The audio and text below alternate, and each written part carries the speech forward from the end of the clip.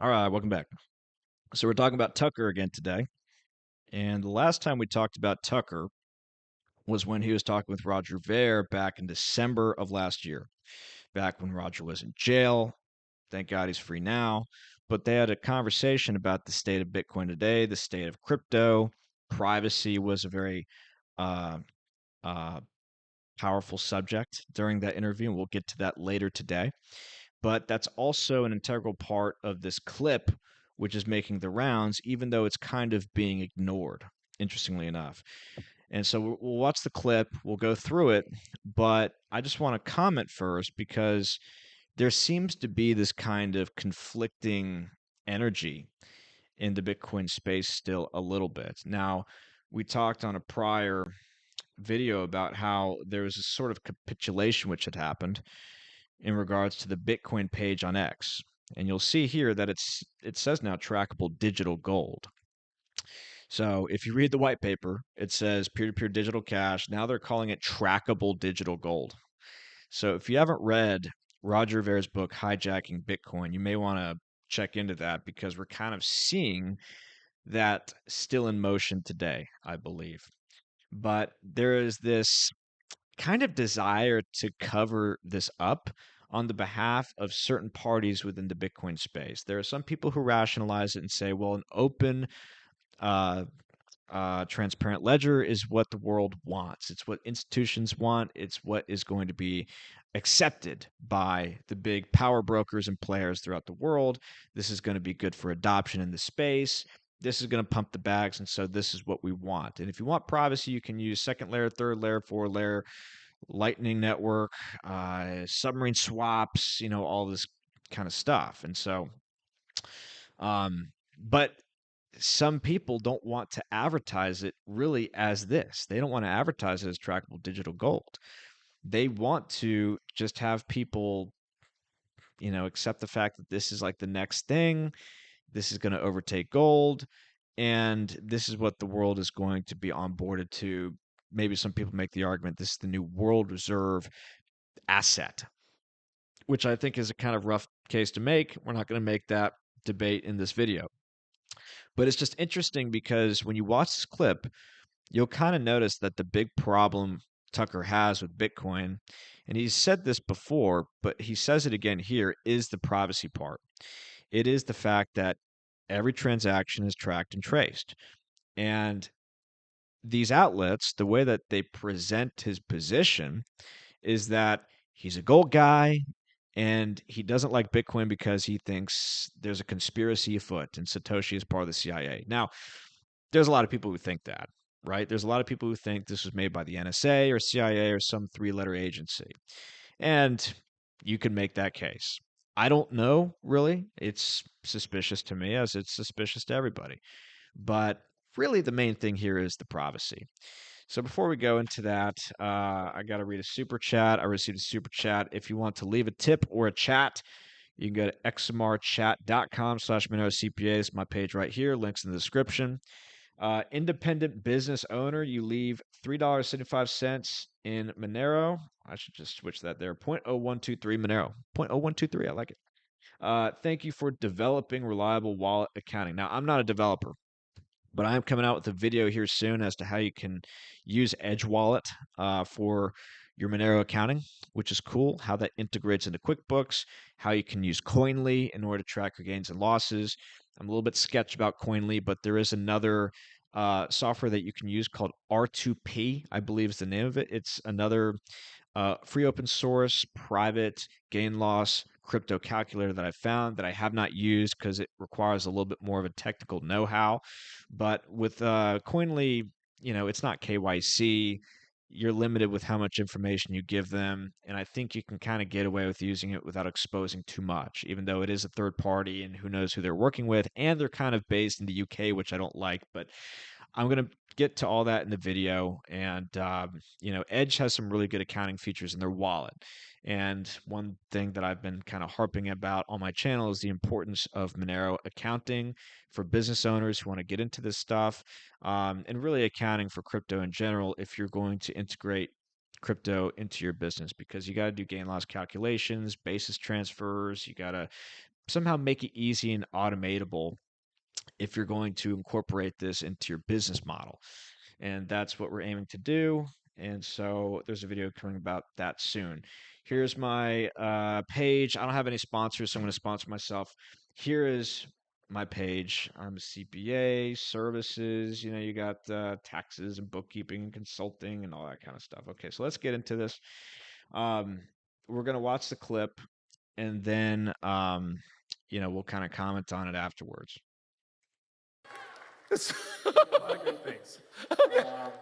That laugh is so funny. Do you invest in Bitcoin? Do you think it's like a viable asset to invest in? Oh, man, I don't want to make more.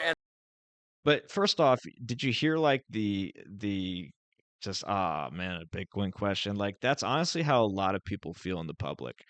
People are just kind of tired of hearing about it. There's that whole I'm not going to get into it, but it is kind of like Bitcoin. Enemies. I mean, you want the real? It's my last answer, but you want the actual answer? Yeah, sure. And here's why. I spoke at the Bitcoin conference actually last year. I've spoken at a couple of Bitcoin conferences. I love the idea of Bitcoin because I love the idea of financial autonomy. I don't want what I buy or sell to be tracked. I don't want my money to be tracked. It's nobody's business.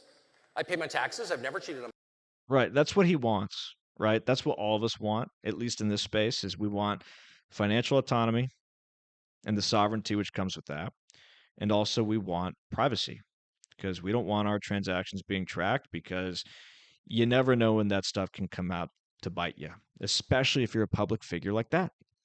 Because if you're a public figure like that, you could receive a Bitcoin transaction from somebody who 2 hops away received that Bitcoin from somebody on the dark web doing who knows what. And then he's somehow accused of being involved in that activity. Or he sends his Bitcoin to somebody and then 2 hops away, they then get on the dark web and do something. Or whatever, right? There's a lot of instances where somebody who is a public figure could be honeypotted into some kind of activity that they didn't actually have involvement with, but were involved in the financial money flows of if somebody's looking at the blockchain in some kind of way. And we've seen this before in court cases that we've talked about here on the channel, where it's like people get accused of being involved in things that they really may not have been involved in. But you go to court, all this stuff is publicly admissible information. And so they just submit it into the court records. They have the jury take a look at all these dots and connections going everywhere. And they're like, yeah, I guess he's guilty. Looks pretty damning to me. And then it's just like, goes to jail.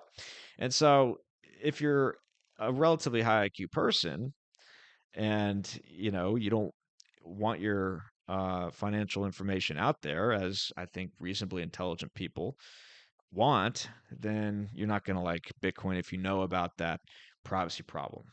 My taxes. I've been very tempted, but I never have one time cheated on my taxes. And once the money's mine, like I can do what I want with it. And if you find me breaking the law, arrest me. But if you don't, it's none of your beeswax, as the kids say. So I love the idea of the blockchain. I knew some of the people involved in that whole thing. And I still believe in that promise, okay? Roger Ver, for example. I don't know how closely do you follow this, but like there are people who still believe in that.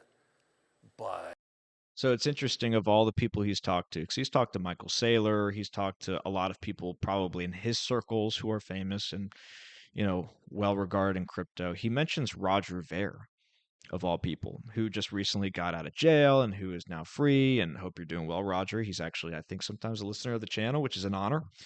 But he actually mentions Roger. And we'll get to clips here in a sec of him talking with Roger on his show and talking about privacy and how important that is.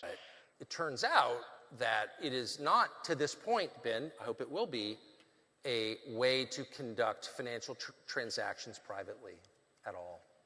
And that really freaks me out. I'm really afraid of a digital currency because that is totalitarian control. If you can punish people, if you can zero out their bank account and keep them from eating, you will have total obedience. Like, that's totalitarian. And by the way, some people will look at what he just said and say, well, that doesn't relate with Bitcoin. It kind of does now, because most people keep this stuff custodied up at an exchange. That's what most people do. They don't have self-sovereignty over their funds.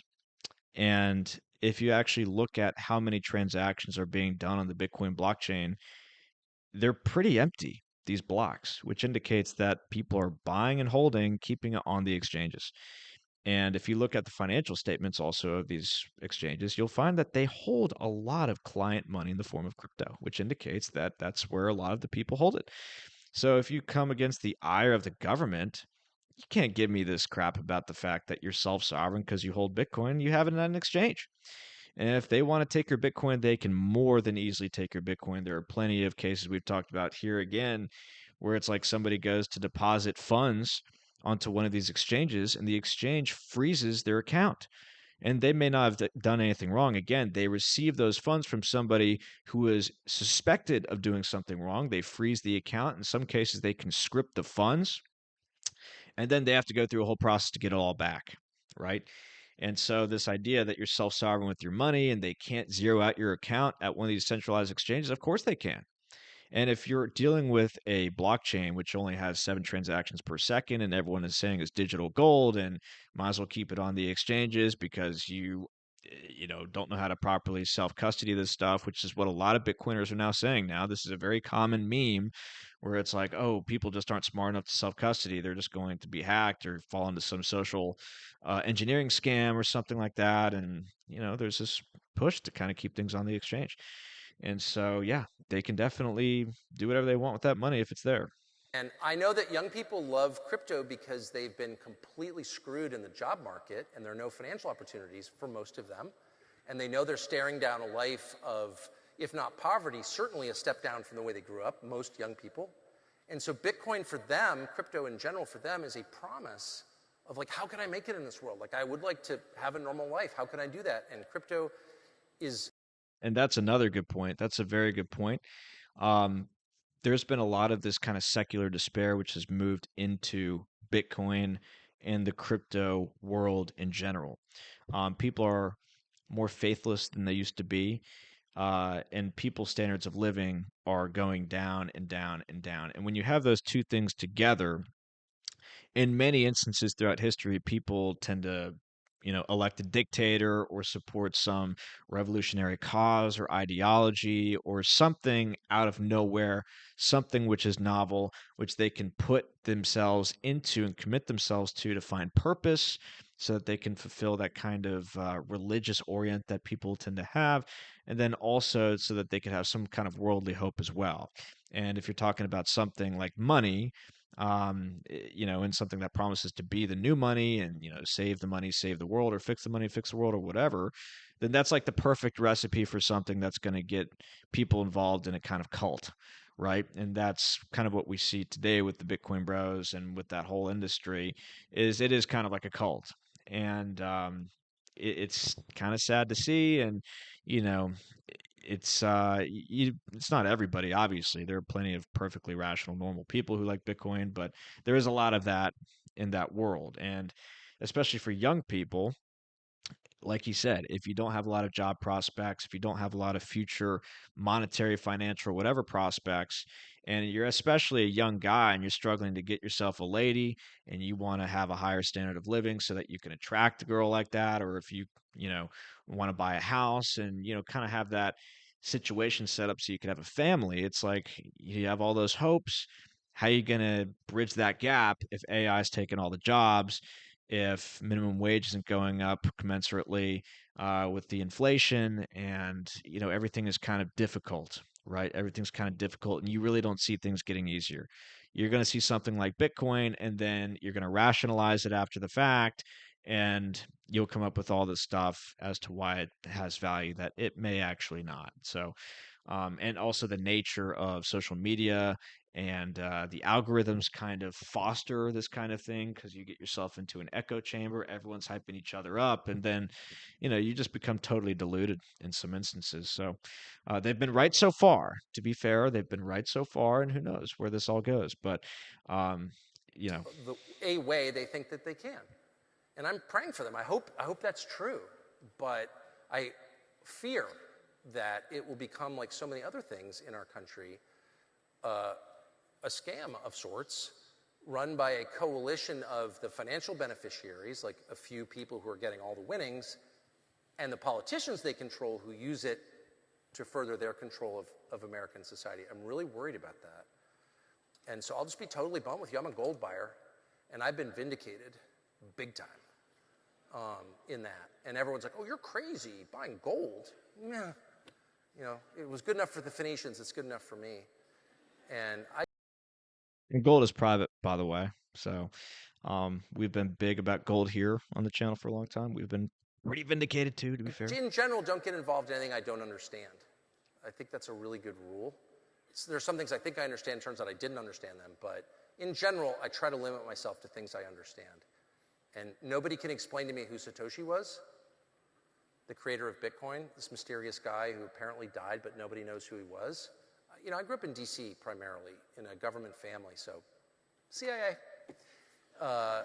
That's my guess, can't prove it, but like, you're telling me to invest in something whose founder is like mysterious and has billions of dollars of unused Bitcoin. Like, what is that? And no one can answer the question, including some of the biggest holders of Bitcoin in the world. Do I know personally? They're like, oh, it doesn't matter. It matters to me, right?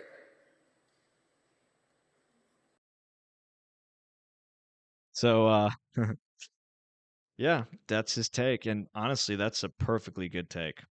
I see nothing wrong with that take at all. But if you look at the comments, just look at these. This is like where people are coming from. I don't understand Bitcoin, but I have an opinion. Well, literally what he said was, I don't understand Bitcoin, so I'm not involved. That's what he said. Um, and everyone doesn't like know what's going on with Satoshi. And then everybody knows that, or at least they should at this point, that Bitcoin is trackable and traceable, and you're totally allowed not to like that. Oh, and Bitcoin News is calling him a clown, I guess, for this take. Uh, Bitcoin loosens the financial elite and politicians' grips over society. How's that working so far? Really? How's that working so far? Is it working? Da, da, da.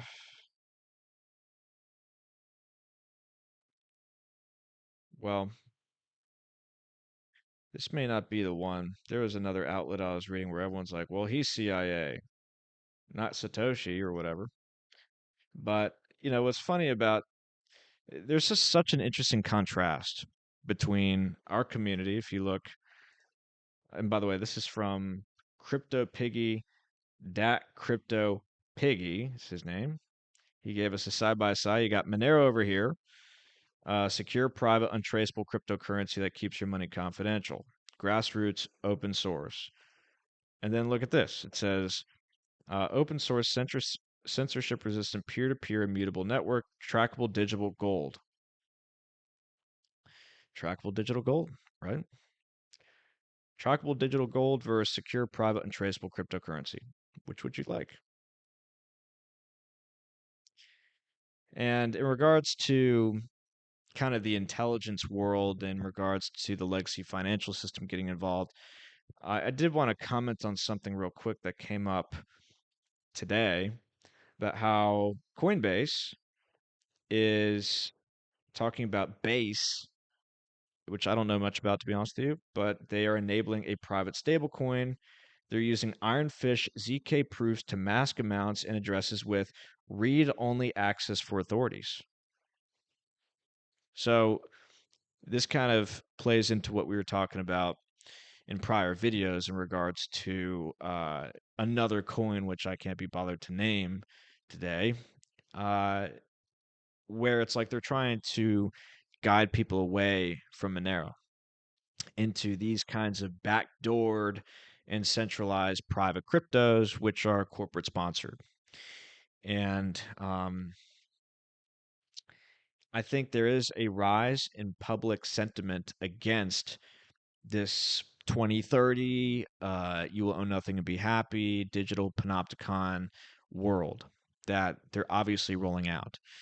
And people are therefore going to have a desire for privacy. And in the crypto world, that's going to translate into a desire for something like Monero. But it seems that the powers that be that have hijacked Bitcoin, right, pretty successfully, are trying to judo flip into these kinds of centralized and backdoored alternatives. So I know that's not the purpose of this video, but I wanted to point something like that out. Kind of loosely ties in a little bit. You also have the Cointelegraph, which seems to be an increasingly sketch publication, putting laser eyes on Gary Fink here, or no, what's his name? Gary is what's this guy's name? BlackRock guy. He's basically saying um, he's based because they are coming out with a money market fund designed for stablecoin issuers, right? Super base stablecoins, which are CBDCs, right? A money market. That's awesome. And then they're developing their own technology for asset tokenization. Again, he has red eyes as if he is your friend. Larry Fink. I think that's his name, not Gary. Larry Fink. Larry's your friend. Don't you know? He's one of us. He's based. He's basically running the planet. He's based. He's your friend. You can trust old Larry. He's got laser eyes just like the rest of us. But I wanted to get to this clip with Roger. I think I pulled it up. Maybe it's on my page. But he's talking with Tucker about privacy. This is posted by Doug all the way back then. I'm just going to let The this most run. frustrating part from my perspective is the inability to use cryptocurrency apparently with any privacy. I mean, that is the core promise. I earned the money, didn't do anything wrong, and I would like to buy something that's sort of no one's business, whether I'm buying it or not. And I would like to do that in privacy. I don't think that's a weird thing to want. It's a human thing to want. And is that possible? Is my question. Is it now possible to conduct any kind of business with crypto anonymously? So in the early days, everybody thought Bitcoin was basically anonymous, and people treated it that way. And then websites came up that were selling things that governments might not necessarily want you to buy. And people were using Bitcoin for that because they thought it was basically anonymous. And then later on, we found out that it wasn't anonymous at all, but additional steps were taken to make Bitcoin even less anonymous. And today, most people are just using custodial wallets, which are, it's not even a wallet. It's just an account, and it's no more private than your, Bank of America or PayPal account. And in fact, it's even less private than those things because anybody can take a look at the blockchain and see what's there. But luckily, there's other cryptocurrencies out there that do give people more privacy. So there's things like Monero, which most people are now using if they want some privacy. But there's even more exciting technologies and coins out there. There's another one called Zano that allows anybody to create their own privacy token in which nobody can see what's going on. And if you really want to get the three-letter agencies upset or governments upset, there's a project called Confidential Layer, which is creating a bridge from Bitcoin, Bitcoin Cash, and Ethereum onto Zano. So you can take Bitcoin with no privacy at all or Ethereum with no privacy at all and bridge it permissionlessly with no custodian and no central point of attack onto Zano. And when it's on Zano, you have very, very strong privacy with that as well. And so I think that's going to make a whole lot more privacy come to the entire cryptocurrency ecosystem. But governments are going to hate that. Like Monero that I mentioned before, it's preemptively banned from being listed on most exchanges in most of the world at this point. And that's simply because governments have much less of an ability to spy on people that are using things like Monero or Zano. And that's why I'm a big fan of things like Monero or Zano today. And in fact, today, I would be embarrassed to promote. I am embarrassed to promote Bitcoin to people today because the transactions are slow, expensive, unreliable, and you have no privacy. I'd be proud to promote something like a Monero or a Zano or a Zcash or a Zcoin or any of these privacy tools out there because those are the ones that provide more individual control to people and more privacy and more economic freedom to people over the world. People are claiming that Bitcoin is freedom money, but I'm really afraid that they're literally building the financial prison walls around themselves. Like if you look at So if you listen to what Tucker said in that first clip, it's very much in alignment with what Roger's talking about here. It's like I'm concerned about Bitcoin being used by the American elites in order to create uh, an environment of less freedom for everybody. And there is a history that, he's talked with somebody like Catherine Austin Fitz about on his shows, where technologies roll out, they give people some freedom at first, and then it's judo flipped into a weapon against those people. And they end up having less freedom than they had before the technology rolled out, even though the technology initially gave them more freedom than they had before. It's kind of one of these weird things that happens, and then you find yourself into, in one of these environments where it's like you have so many material things, but you have very few rights and you have very few actual things which are fulfilling that are accessible, right? But also, I'm curious what Tucker's current stance on Monero is. It could be that he is a hyper Monero bro, in which case he just doesn't even want to talk about it to anybody. He doesn't even want to get on the radar because I'm sure he probably knows better than anybody, especially given what happened to Roger. If he starts to promote Monero publicly, um, he's going to have problems. And he'll probably have people sniffing down his neck, and he'll probably get bigger threats than he probably already gets, right? Also, Zano was mentioned here. Confidential layer is actually a thing now. Um, People can go try that out. I know one of the cool things that I've been looking for about confidential layer is the idea that you can bridge private DAI onto Zano, or excuse me, DAI onto Zano to make it private. Um, I know there's another private stablecoin on Zano called the Freedom Dollar.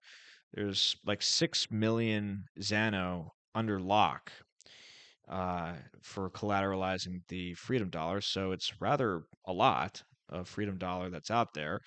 And I hear people are having pretty good successes with that.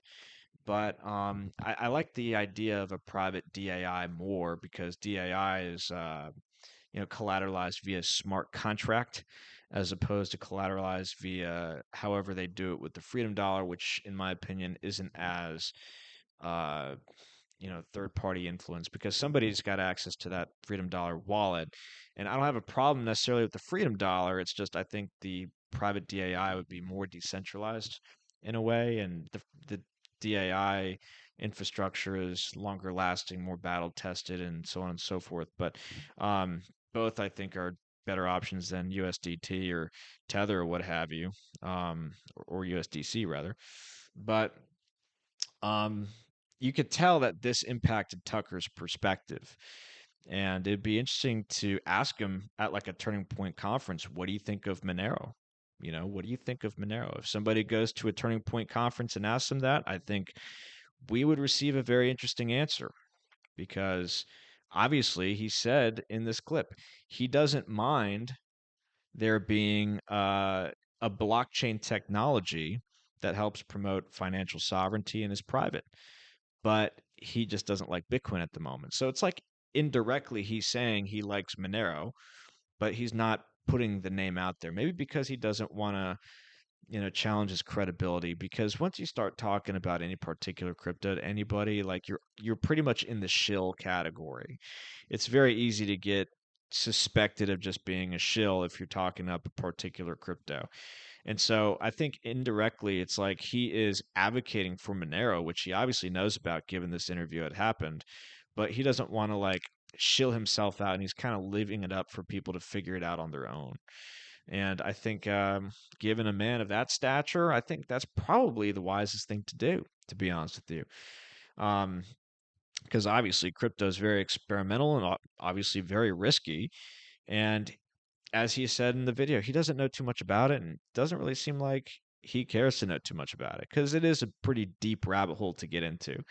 You start getting into these cryptos, it's like, oh, this looks pretty good. Oh, wait, like 75% of the mining pool or 75% of the hash rate comes from one mining pool.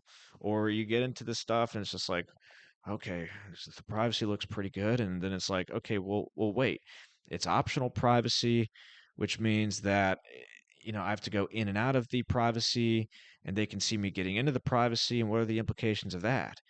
Or wait, the privacy isn't that good because, actually they're not doing this when they really should be doing that. So it is kind of like a big rabbit hole to go in. And I know that a lot of us here are pretty well versed on a lot of this stuff.